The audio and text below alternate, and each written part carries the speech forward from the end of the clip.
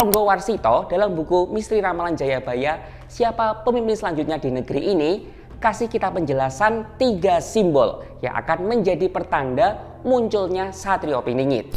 Akan banyak terjadi bencana kayak gunung meletus, gempa bumi, dan gerhana matahari ataupun gerhana bulan. Ternyata Jayabaya sudah membuat gambaran nih visi misi dari sosok Satrio Piningit ini.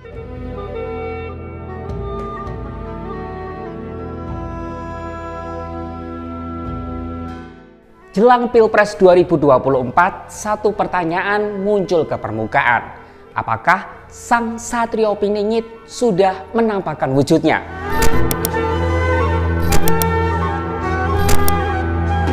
Di episode sebelumnya, kami sudah membahas soal siapa sih sebenarnya sosok Satrio Piningit ini dan apa saja ciri-cirinya.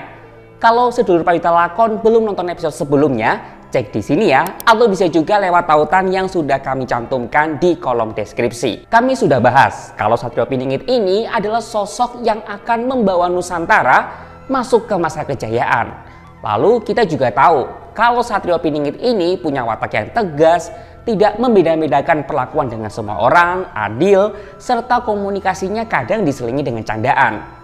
Nah, di kolom komentar aku lihat banyak yang tanya nih, terus kapan sih sebenarnya sosok Satrio Piningit ini muncul? Masih lama nggak sih kedatangannya? Atau malah sosok ini sebenarnya sudah pernah ada? Apakah ada pertanda tertentu yang menyeratkan kehadirannya? Dan apakah ada misi khusus yang dibawa oleh sosok Satrio Piningit ini? Bersama saya Daniel Kalis, jurnalis Kompas.com, inilah Prayuta Lakon, episode tanda-tanda munculnya sang Satrio Piningit.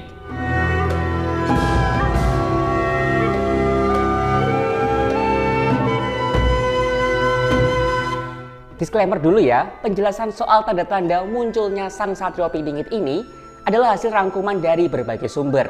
Ada 2 sumber yang kami pakai dalam video ini, yakni dari Ronggo Warsito dan juga dari Jangka Jayabaya. Basis ceritanya adalah dari ramalan, dan yang namanya ramalan ya, pasti ada yang benar dan ada yang salah. Yuk kita ambil pesan baiknya dan jangan telan mentah-mentah ya sedulur Prayuta Lakon. Oke, bagi beberapa orang, sosok Satrio Piningit ini jadi sosok yang diidam-idamkan sekali. Tapi kayak gebetan, Satrio Piningit ini suka ghosting, nggak jelas kapan mau munculnya. Gak heran, waktu kemunculan Satrio Piningit ini selalu jadi perdebatan di masyarakat.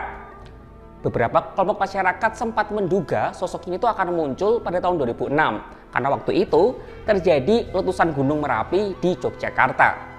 Ada juga yang meyakini kalau sosok Satrio Piningit ini akan muncul pada Pilpres 2009 yang lalu. Nah, Ronggo Warsito dalam buku Misteri Ramalan Jayabaya, Siapa Pemimpin Selanjutnya di Negeri Ini, kasih kita penjelasan 3 simbol yang akan menjadi pertanda munculnya Satrio Piningit. Pertama, simbol senopati. Senopati di sini maksudnya bukan pati kayak di zaman kerajaan ya, bukan. Nah, maksudnya senopati di sini adalah munculnya bencana alam atau goro-goro, kayak gempa bumi, tsunami, gunung meletus, banjir bandang, dan lain sebagainya. Nah, sosok Satrio Piningit inilah yang nanti akan jadi juru selamat dari berbagai bencana itu. Kedua, simbol Bojonegoro. Maksudnya adalah munculnya suatu tatanan yang membuat masyarakat merasa aman, damai, dan tentram. Masyarakat disebut sudah nggak takut lagi kalau terjadi bencana alam karena simbol senopati tadi yang menjadi simbol dari bencana alam sudah dihentikan sama sosok Satrio Piningit. Ketiga, simbol Notonegoro. Sedulur Prayuta Lakon mungkin udah nggak asing ya sama istilah Notonegoro ini. Yaps, Notonegoro menjadi akhiran nama pemimpin Indonesia yang diprediksikan oleh Raja Jayabaya. Tapi simbol Notonegoro dalam konteks ini maksudnya bukan itu. Simbol Notonegoro di sini maksudnya adalah sebuah program kelanjutan visi misi untuk menata negara.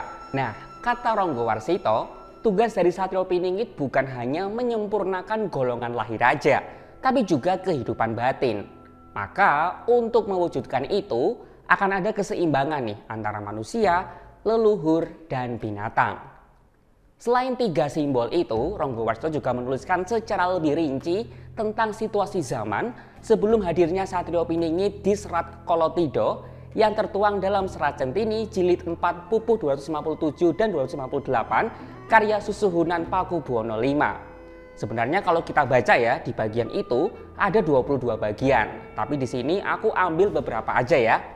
Pertama, wong agunge podo jahil kurang tutur, marmo jeng pamaso, tonpo paramarteng dase, dene doton ono wahyu kang sanyoto. Bait itu punya arti para pemimpinnya berhati jahil, bicaranya ngawur, tidak bisa dipercaya dan tidak ada wahyu yang sejati. Kedua, tanpa kangen ngorning mitra sadulur, tano warto nyoto, akeh wong melarat mawarni, doyo deye kalamun tiase nalangso. Artinya, rasa persaudaraan meluntur, tidak saling kasih kabar, dan banyak orang miskin yang hidupnya tuh menyedihkan. Ketiga, bando lurus mendosol rinomu puguh, krep grohono suryo kalawana grohono sasi, jawah lindu gelap celeret warso. Artinya, akan banyak terjadi bencana kayak gunung meletus, gempa bumi, dan gerhana matahari ataupun gerhana bulan. Keempat, prohorogong salah mongso dresing surur, agung prangrusuan mungsuwe boyo katawes, tangelamon tentreming wardoyo. Artinya, akan ada banyak peperangan yang membuat perasaan itu jadi tidak tentram. Nah, terakhir, Sitipati Noro Prabu Utamestu, Papatih Nindito Pronoroko Tias Besuki, Panikare becek-becek cakrak-cakrak.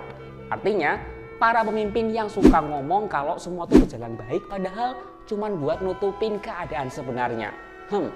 Kira-kira dari tanda-tanda itu udah kejadian belum ya? Gimana nih menurut sedulur Payita Lakon semuanya?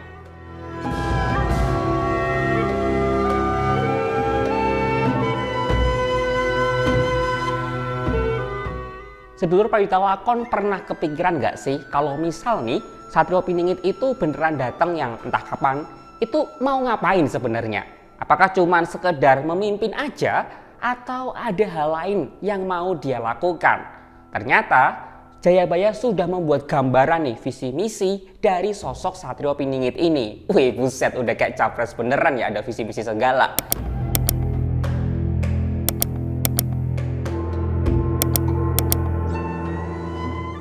Ya kalau di logika aja deh, nggak mungkin dong seorang pemimpin, apalagi ini pemimpin negara, itu memimpin tanpa arah. Apalagi ini sosok Satrio Piningit yang diramalkan bakal membawa Indonesia ke masa kejayaan.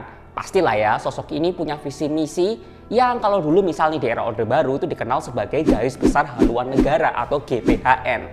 Kalau sekarang sih istilah yang sering kita dengar itu Proyeksi Indonesia Emas 2045 ya. Nah, apa sih sebenarnya visi misi dari sosok Satrio Piningit ini? Yuk kita bahas. Pertama, memperbaiki atau membenahi peradaban yang hancur. Nah, kan tadi kita udah bahas ya, kalau Satrio Piningit ini akan datang ketika kondisi Indonesia lagi carut-marut, entah karena bencana alam lah, sikap mental yang buruk lah, dan lain sebagainya.